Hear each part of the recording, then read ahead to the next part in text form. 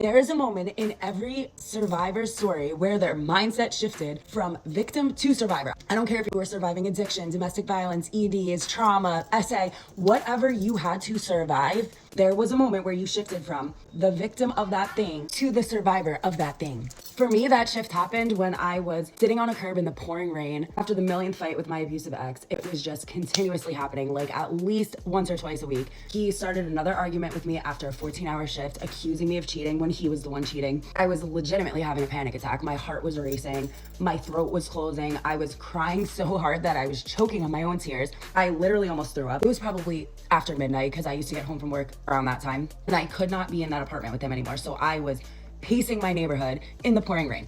So I'm sitting there having a complete panic attack meltdown, and this voice in my head said, "What did you do to deserve this?" And that was the first time that I answered myself back and could not come up with anything. At this point, I had been sober for going on 5 years. I did everything for this man. This is when my self-love started coming in. This is when the hard work, the shadow work, the love that I was speaking into myself that I didn't even believe in the beginning started to come in.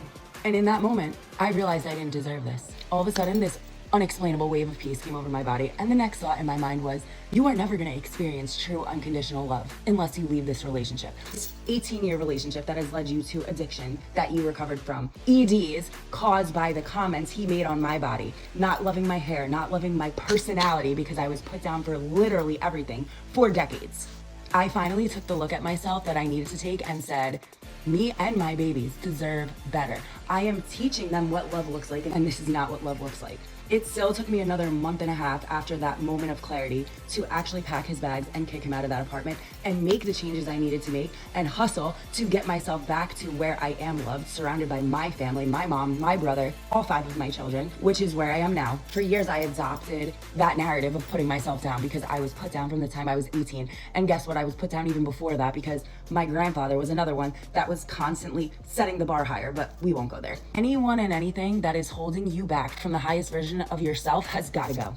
I know some of those breakups and some of those friendships ending and some of those people, places, and things that you need to walk away from are going to be painful. I'm here to tell you, in the end, all the pain's going to be worth it. Every ounce of it. All the love you gave out is going to be returned to you. You just need to believe that. Take a good hard look at yourself and understand where the belief systems that you're running your life off of are rooted, because half of them are rooted in people that should not be in your life anyway. I have recovered from SA, EDs, addiction, narcissistic abuse, domestic violence, trauma that some people stay stuck in for decades. And listen, I stayed stuck in that trauma for 2 decades of my life, but I am here at 37 years old to tell you that you can start over on any day of the week, on any day of your choosing.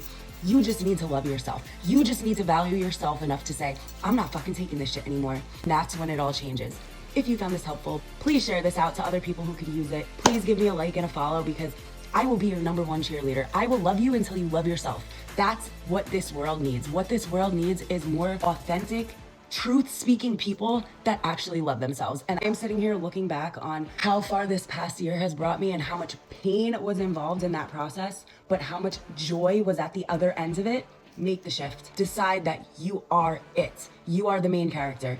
All these extras that are causing extra drama and extra self-loathing that you don't need, they gotta go. It is enough of a process to learn to love yourself. You don't need these motherfuckers on the left in your ear making it worse. I love you guys. I'm here for you guys. 2026 is our year, bitches.